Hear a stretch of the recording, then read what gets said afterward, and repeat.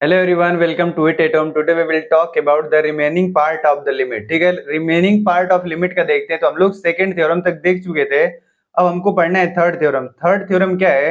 अगर हमारे पास दो कोई फंक्शन दे रखा है, एक एफ ऑफ एक्स और एक जी ऑफ एक्स है, ठीक है, और ये कैसे हैं? रियल वैल्यूड फंक्शन है for all value of x in their domain. अपने डोमेन में हर एक एक्स की वैल्यू के लिए क्या है, वो डिफाइन है। तो देखिए ये क्या बोलता है theorem. Theorem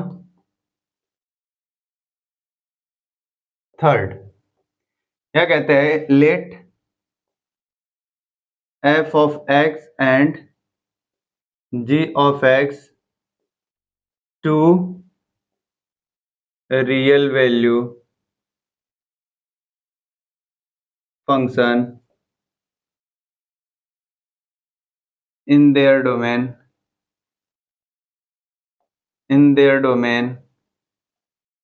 x in their domain x for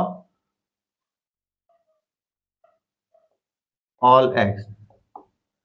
अब ये क्या लिखा हुआ है कि दो रियल वैल्यू फंक्शन दे रखे हैं, एफ ऑफ एक्स है, जी ऑफ एक्स है, और क्या रखा है? इन their domain for all x. इसमें क्या बोला? एफ ऑफ एक्स ये लेस देन या इक्वल टू है किससे? फंक्शन जी ऑफ एक्स से। ठीक है, इतना दे रखा है तो बोल रहा है for any value of x is equal to a, then limit x tends to a f of x less than equal to limit x tends to a g of x. ठीक है, इसके कहने का मतलब है अगर दो फंक्शन दे रखा है, एक एफ ऑफ एक्स और जी ऑफ एक्स, दोनों कैसे रियल वैल्यूड फंक्शन है, और कंडीशन क्या दे रखा है? जो जी ऑफ एक्स फंक्शन है for all value of x greater than किसके? एफ ऑफ एक्स के किसी एक वैल्यू पे कभी कभी कभी बराबर हो सकता है। ठीक है, तो बोल रहे हैं अगर किसी वैल्यू ए पे चेक करना होगा तो ये कंडीशन बनता है लिमिट एक्स टेंस टू ए, कोई पर्टिकुलर वैल्यू पे चेक करना होता है। ठीक है, तो ये होता है। और इसका ग्राफ कैसे बनता है देखें, ऐसे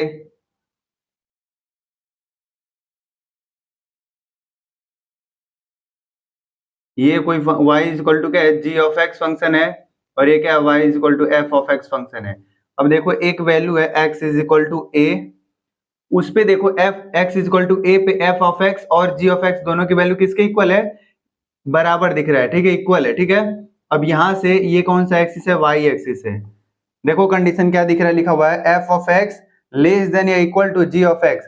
देखो हमेशा ये हर एक वैल्यू एक्स के लिए लेस देन दिख रहा है, किससे? जी ऑफ एक्स से।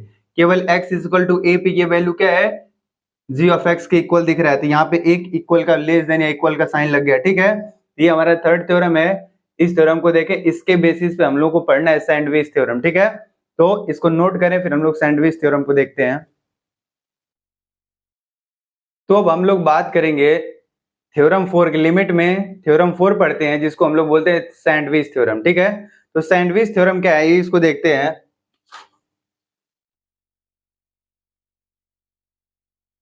सैंडविच थ्योरम सेम उसी तरीके से देखें, पहले इसका फिगर बना लेते हैं फिर लिखते हैं। हमारे पास तीन रियल वैल्यूड फंक्शन है,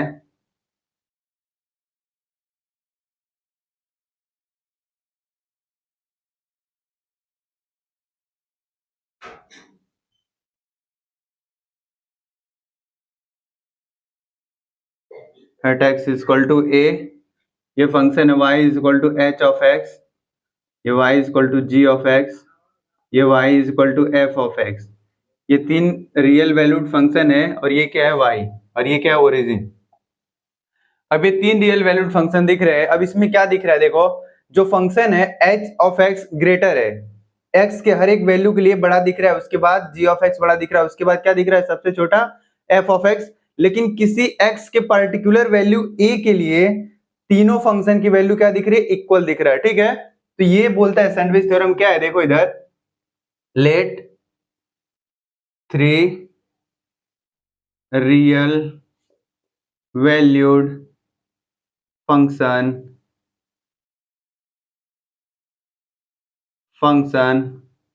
f of x g of x and h of x in their domain.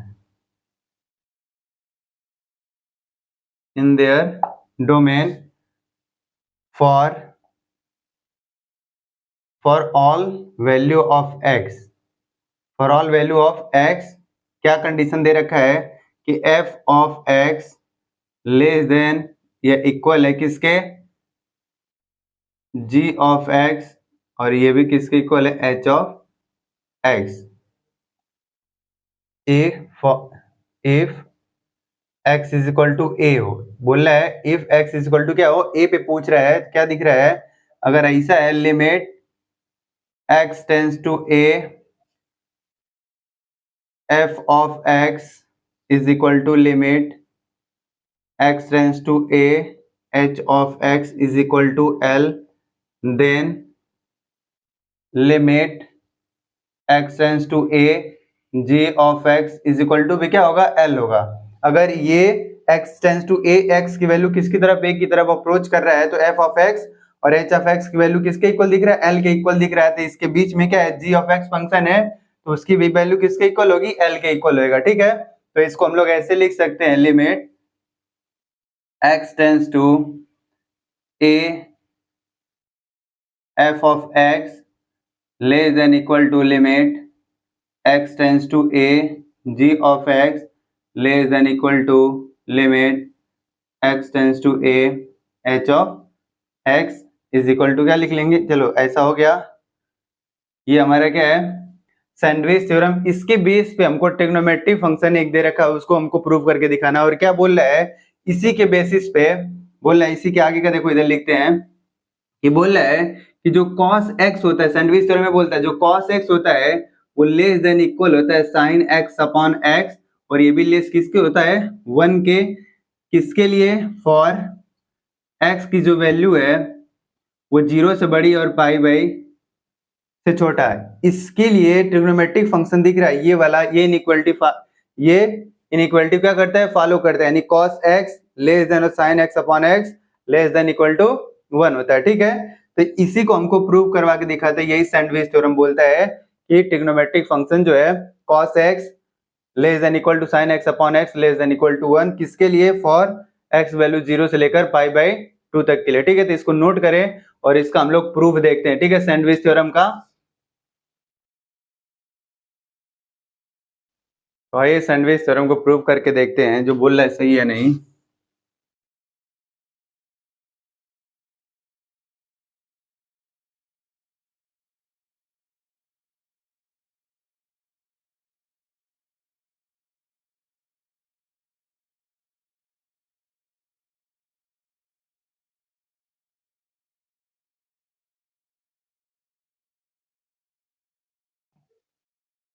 ऐसा है, अब देखो इसको हम लोग प्रूव करके देखते हैं. हम लोग जानते हैं, वी नो दैट साइन लिखा हुआ उसके अगर एंगल में नेगेटिव साइन लिखा हो तो माइनस साइन जैसे का तैसा बाहर आ जाता है और ये ऐसे रह जाता है. सेम उसी तरीके से अगर cos माइनस एक्स लिखा हुआ है, किसके इक्वल होता है, cos अपने अंदर के माइनस को क्या करता है, खा जाता है, यानी नेगेटिव गायब हो जाता है. तो cos अगर इसके एंगल में नेगेटिव लिखा हुआ है तो क्या होगा, बस cos x के इक्वल होता है. ठीक है, ये हम लोग जानते हैं. और ये किसके लिए, x फॉर ऐसा है. ठीक है, तो हम क्या करते हैं, देखो इधर प्रूफ करते हैं, एक फिगर बनाते हैं पहले. फिगर क्या है जी, यहां बना लेते हैं.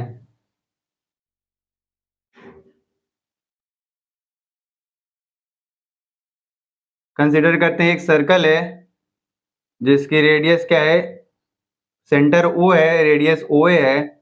फिर एक और ये ड्रॉ कर लिए. अब देखें क्या करना है, ये OA हो गया और यहाँ पे C लिख लेते हैं, C है. ठीक है, और एक सर्कल है और इसका जो एंगल x है, एंगल क्या है, x है, x इज इन रेडियन. और क्या है, x की वैल्यू कहां से कहां तक होना चाहिए, 0 से लेकर पाई बाई 2 के बीच का होना चाहिए. और अब इसमें हम कुछ कंस्ट्रक्शन करते हैं. कंस्ट्रक्शन, क्या कंस्ट्रक्शन है देखें, एक मैं क्या करता हूं सी डी परपेंडिकुलर ड्रॉ करता हूं किस पे, ओ ए पे, और एक ओ ए पे एक और परपेंडिकुलर ड्रॉ करता हूं, क्या है,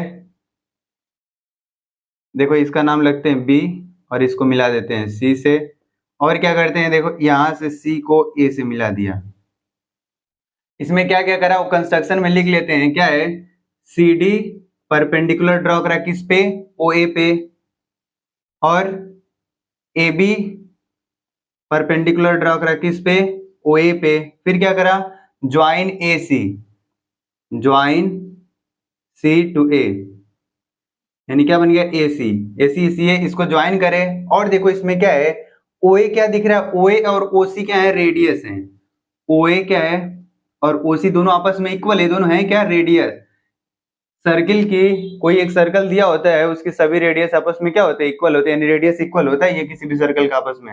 अब देखो एक ही सर्कल का रेडियस, ठीक, अब ये ओ ए ओ सी के इक्वल हो गया और ये दोनों त्रिज्या हैं। अब देखें इस पे हमको क्या लिखना है, देखें ध्यान से देखेंगे इसको, यहां से एक ट्रायंगल बन रहा है क्या, ये ओ ए सी, ये वाला देखो triangle O A C triangle है, तो इसका एरिया देखो, इसका एरिया बस इतना सा है, और एक दिख रहा है इसमें सेक्टर, यहां से लेकर देखो ये ओ ए सी यानी ये पूरा, इसके एरिया से सेक्टर का एरिया क्या दिख रहा है, बड़ा दिख रहा है, और देखो area of triangle O A B सबसे बड़ा दिख रहा है एरिया, तो इसको हम लोग लिख लेते हैं इनइक्वालिटी की तरह, तो क्या लिखें, लिखें area of triangle O A C, O A C less than area of sector, कौन सा sector, O A C, O A C less than equal to क्या है, area of triangle, area of triangle O A B, area of triangle O A B, O A B, ठीक है। अब इसके बारे में सबका यहाँ पे लिखना है, एरिया, इसका एरिया कितना होगा, इसका एरिया कितना होगा, उसका एरिया कितना होगा, तो इसको लिखने से पहले मैं यहाँ पे बेसिक बता देता हूं। देखें अगर कोई एक सर्कल है, सर्कल है, देखो ये दो रेडियस, अगर दो रेडियस खींच रहे हैं उसके द्वारा ये जो गिरी हुई आकृति इसको हम लोग बोलते हैं सेक्टर, इसका एरिया जब हमको लिखना होता है, और एंगल किसमें है, रेडियन में, अगर ये वाला एंगल देखो ये पूरा हम लोग बोलते हैं सेक्टर, या माइनर सेक्टर बोलते हैं, ये बड़े वाले को मेजर सेक्टर बोलते हैं, तो इसका एरिया लिखना होता है, इसके मान लो सेंटर पे एंगल थीटा बना तो लिखते हैं इसका एरिया थीटा बटा 360, 360 एरिया लिख देते हैं पाई आर स्क्वायर, आर क्या है, रेडियस है, ये क्या है, area of sector, area of sector, ये जो सेक्टर दिख रहा है, अगर मेजर का निकालना होता है, मेजर सेक्टर, टोटल सर्कल का एरिया पाई आर स्क्वायर में से माइनर को घटा देते हैं तो मिल जाता है हमारा क्या, मेजर सेक्टर का एरिया। अगर कोई सा भी अगर ट्रायंगल दिख रहा है, ट्रायंगल के एरिया लिखना है तो क्या लिखते हैं, 1/2 बेस इंटू हाइट होता है, देखो इसमें हाइट तो दिख नहीं रहा, हाइट एकदम परपेंडिकुलर होना चाहिए, हाइट नहीं देखते हम, परपेंडिकुलर ड्रॉ कर लेते हैं, देखो ओ ए बी सी अगर लिखा हुआ है, इसका एरिया लिखना होगा तो क्या लिखेंगे, 1/2 बेस का यहां से यहां तक ए बी, और हाइट क्या दिख रहा है, सी डी, ये हमारा किसका एरिया हो गया, एरिया हो गया इस ट्रायंगल का। अगर ट्रायंगल राइट एंगल अगर होता है, अगर राइट एंगल ट्रायंगल होता है तो क्या लिखते हैं, राइट एंगल ट्रायंगल में देखो ए बी अगर सी लिखा हुआ है तो 1/2 बेस क्या दिख रहा है, यही ए बी, और हाइट क्या दिख रहा है, बी सी, इसका लिख लेते हैं अगर राइट एंगल ट्रायंगल होता है तो, राइट एंगल ट्रायंगल, और ये कैसा है, राइट एंगल ट्रायंगल नहीं है, ठीक है, ये कैसा भी हो सकता है, या तो इक्विलेटरल हो सकता है, या तो आइसोस्केलस आइसोस्केलन हो सकता है, ठीक है, तो इसको ऐसे ड्रॉ करते हैं, तो इसको नोट कर लें, उसके बाद में इसको मिटा के फिर आगे प्रोसीड करते हैं, नोट करें। और एक चीज ध्यान देना, जो ये लिखा हुआ length of sector O A B, इसका मतलब है ये किसका लेंथ दे रखा है, इसको लिख लो ऐसे, length of an arc, length of an arc,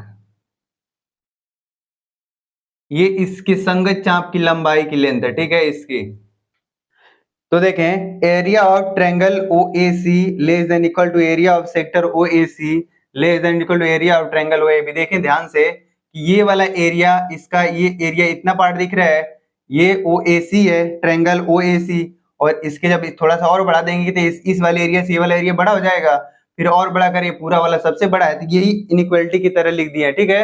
अब सबका लिखते हैं, देखो एरिया ऑफ ट्रायंगल OAC, इस ट्रायंगल में इस ट्रायंगल का एरिया लिखते हैं। देखो तो क्या होता है 1/2 आधार, बेस क्या है देखो OA, और हाइट क्या दिख रहा है देखो यहाँ पे परपेंडिकुलर हाइट जो यहाँ से यहाँ तक क्या है CD, फिर लेस देन, फिर क्या लिखा हुआ है एरिया ऑफ सेक्टर OAC, क्या होता है थीटा, एंगल क्या दिख रहा है x, रेडियन में लिखा हुआ है तो 360 क्या लिखेंगे 2 pi into pi r, area लिखते हैं, एरिया की जगह वो रेडियस क्या है OA, यहाँ क्या लिखेंगे OA का स्क्वायर, फिर लेस देन, फिर अब बड़े वाले ट्रायंगल का राइट एंगल ट्रायंगल दिख रहा है क्योंकि ये परपेंडिकुलर ड्रॉ करे हो, तो क्या है 1/2 बेस क्या है देखो फिर से OA, और हाइट क्या है यहाँ देखो AB, तो AB लिख लिए। अब इसमें ध्यान दे देखो 1/2 OA इसमें भी है, 1/2 OA इसमें भी है, 1/2 OA इसमें भी है, ठीक है ना। तो सब तरफ से अगर हटा डिवाइड कर दें सब हट जाएंगे तो क्या मिलेगा CD, यहाँ क्या मिलेगा देखो 1/2 और OA हट गया, पाई से पाई कट गया तो x इंटू OA मिलेगा, यहाँ क्या मिलेगा 1 OA और 2 हट गया तो क्या मिलेगा AB, ये इतना बन गया। अब देखो यहां से CD और AB की वैल्यू निकाल के इसमें अगर पुट कर देते तो AB और CD की वैल्यू कैसे निकलेगी, तो देखते हैं in triangle ODC, in triangle ODC क्या लिखेंगे, लिखते हैं देखो साइन x क्या होता है परपेंडिकुलर अपॉन हाइपोटेनस, क्या लिखा हो परपेंडिकुलर क्या है CD, हाइपोटेनस क्या दिख रहा है OC, और साफ साफ यहाँ लिखा हुआ है कि OC किसके इक्वल है OA के, तो मैं OC की जगह क्या लिख सकता हूँ CD अपॉन OA, और यहाँ से CD की वैल्यू निकालूं तो इसको तिर्यक इधर मल्टीप्लाई कर देता हूँ तो क्या मिलेगा CD is equal to OA sine x, ये OA के टर्म में मिल गया ऐसा। अब यहाँ पे देखो OA यहाँ भी है, यहाँ AB दिख रहा है, तो AB की वैल्यू अब कैसे निकलेगा, AB कैसे आएगा, तो देखें इन ट्रायंगल OAB क्या लिखेंगे tan x लिखेंगे तो क्या होगा लंब, पूरा ये है परपेंडिकुलर अपॉन क्या होता है आधार यानी बेस OA, इसका इधर मल्टीप्लाई करेंगे तो AB की वैल्यू क्या मिलेगा OA tan x, क्या मिल गया OA tan x, ये हमारा मिल गया, CD भी मिल गया और क्या मिल गया AB भी मिल गया, ठीक है। तो CD और AB मिल गया तो पहले इसको नोट कर लें, फिर इसको इधर मैं मिटा के बताता हूं, ठीक है, तो नोट करें उसको।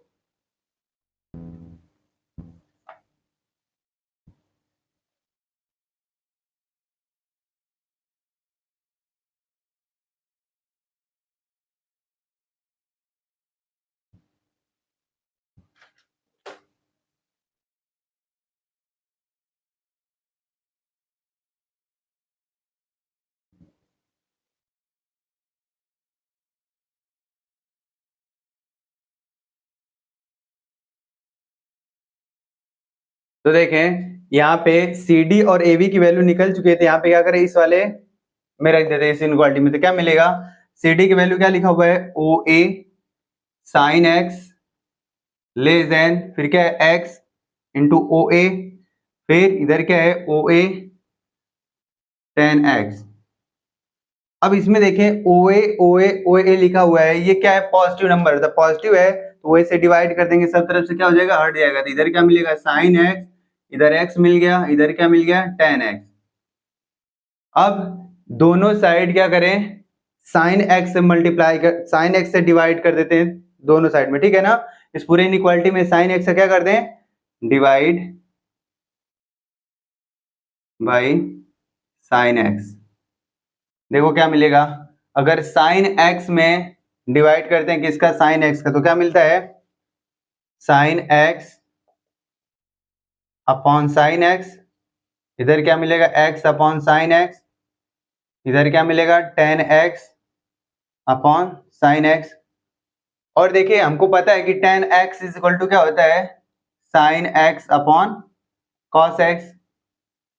ये कट के क्या मिलेगा 1 less than x upon sine x।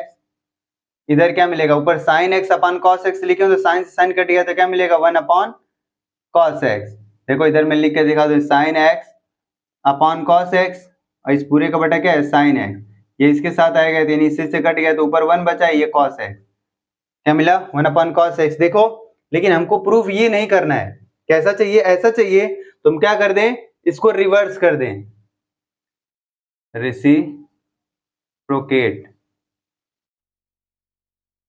क्या करेंगे देखो तो पलट देंगे, तो पलटते हैं जब इनइक्वालिटी हम लोग पढ़े थे तो उसमें एक रूल था कभी भी अगर जो भी हमको इनइक्वालिटी दिया होता है तो उसको अगर रिवर्स करते हैं तो इनइक्वालिटी का साइन क्या होता है चेंज हो जाता है। तो जो हम रिवर्स करेंगे तो इनइक्वालिटी का साइन यहाँ क्या होगा चेंज हो जाएगा। तो कैसे मिलेगा देखो इसको पलट देंगे तो ऊपर क्या जाएगा साइन एक्स हो गया, नीचे क्या हो गया एक्स।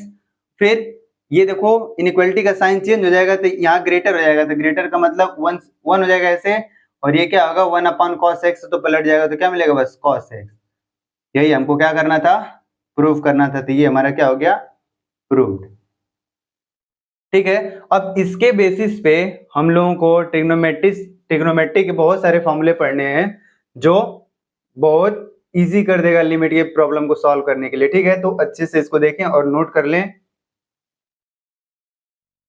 तो हम लोग सैंडविच थ्योरम देख लिया, अब सैंडविच थ्योरम के बाद देखते हैं, देखें क्या है। अगर कहीं ऐसा दिखा, यही अभी अभी लिखा था कि cos x less than sine x upon x, और यहाँ क्या था 1, और इसमें कंडीशन क्या दिया था कि जो x है वो 0 से बड़ा और π/2 से क्या होना चाहिए छोटा।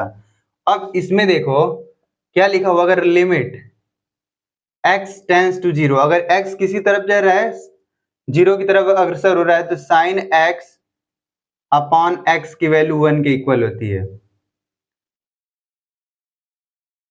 सिमिलरली अगर यहाँ पे लिखा होगा sine limit x tends to 0 cos x, इसकी वैल्यू किसके इक्वल होता है 1 के इक्वल होता है। और तीसरा देखते हैं, इधर तीसरा लिखा हुआ है, इधर देखते हैं limit x tends to a x tends to 0 tan x upon x, इसकी वैल्यू किसके इक्वल होता है 1 के इक्वल होता है। ठीक है, तो इसको हम लोग प्रूफ करके इसको प्रूफ कर सकते हैं, बाद में बताऊंगा, अभी फिलहाल इतना याद रखेंगे अभी के लेवल पे। अगर ऐसा है देखो tan x अपॉन x, तो tan x को हमको पता है क्या लिखते हैं, tan x is equal to होता है sine x upon cos x। तो यहाँ पे इसकी जगह पे लिख लेते हैं, तो limit x tends to 0 sine x upon cos x, और नीचे यहाँ क्या था इनटू का x, फिर इधर क्या है प्रूफ करना है 1 के इक्वल। अब हम क्या करें देखो इसको और x को एक साथ ले लेते हैं, तो लिखिए limit x tends to 0 sine x upon x into का 1 अपॉन क्या हो जाएगा cos x, अकेले बच गया, इसको मल्टीप्लाई करोगे तो यही मिलेगा और ऊपर करोगे साइन x मिल गया। ठीक है, अब हम लोग पढ़े थे लिमिट को अलग अलग प्रोडक्ट के रूप में, तो अभी लिमिट को क्या कर ले अलग अलग कर लेते हैं। तो इसको लिखें limit x tends to 0 sine x upon x, एक साथ ये हो गया। फिर लिखेंगे लिमिट, ऐसे लिख लें 1 upon limit x tends to 0, इधर क्या हो गया cos x। अभी देखो अभी अभी पढ़े हैं limit x sine x upon x, limit x tends to अगर 0 है तो उसकी वैल्यू किसके इक्वल है 1 के इक्वल, तो इस पूरे की वैल्यू किसके इक्वल 1 के इक्वल इनटू का। अब देखो 1 तो 1 ऊपर रहेगा ही रहेगा, limit x tends to 0 cos x लिखा हुआ, देखो limit x tends to 0 cos x की वैल्यू किसके इक्वल 1 के, तो 1 इनटू का 1 किसके इक्वल हो जाएगा 1 के, इसलिए कि tan x limit x tends to 0 tan x upon x की वैल्यू किसके इक्वल 1 के इक्वल होता है। तो याद रखेंगे ये तीन फार्मूला बेसिक, क्या क्या तीन फार्मूला है, अगर limit x tends to 0 sine x upon x is equal to 1 होता है, limit x tends to 0 cos x लिखा उसकी वैल्यू 1 के इक्वल होता है, limit x tends to 0 tan x upon x is equal to भी क्या होता है 1 होता है। ठीक है, तो इसको अच्छे तरीके से देखें समझे और नोट करें, और इन्हीं तीनों बेसिक फार्मूले के थ्रू हम लोग क्या करेंगे अच्छे अच्छे क्वेश्चन को सॉल्व करेंगे। तो इसको नोट कर लें।